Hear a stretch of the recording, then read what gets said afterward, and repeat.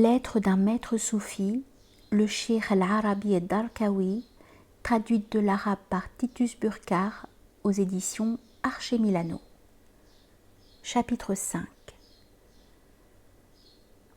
Si tu désires que ton chemin se raccourcisse pour que tu arrives rapidement à la réalisation, tu pratiqueras les œuvres de caractère nécessaires, al-wajibat, et celles surérogatoires fermement recommandées, ma ta'akada min nawafilil khayrat. Apprends de la science extérieure ce qui en est indispensable pour servir Dieu, mais ne t'y attarde pas, car on ne te demande pas de l'approfondir. C'est la science intérieure qu'il te faut approfondir, et combat la convoitise, alors tu verras merveille. Le caractère noble n'est autre chose que le tasawwuf chez les soufis, comme il est la religion chez les hommes de religion, et que Dieu maudisse ceux qui mentent. De même, fuis toujours la sensualité.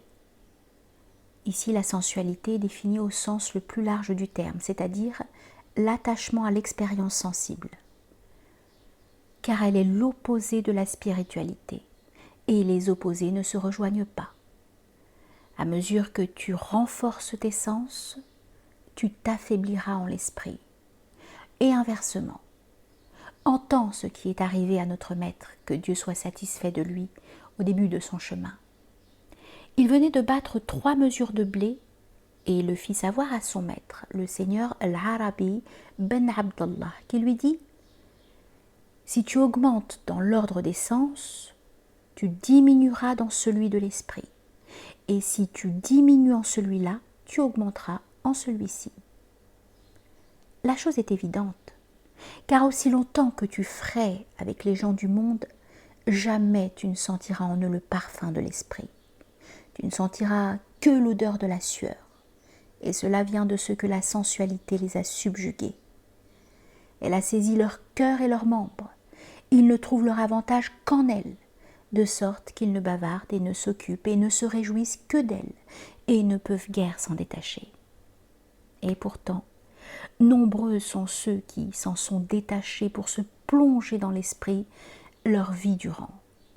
Que Dieu soit content d'eux et qu'il nous fasse profiter de leur bénédiction. Amin, amin, amin. C'est comme si Dieu, exalté soit-il, ne leur avait pas donné d'esprit, c'est-à-dire aux gens du monde, bien que chacun d'eux y participe, de même que les vagues font partie de l'océan. S'ils le savaient, ils ne s'en laisseraient pas distraire par les choses sensibles, et s'ils le savaient, ils découvriraient en eux-mêmes des océans sans bornes. Et Dieu est garant de ce que nous disons.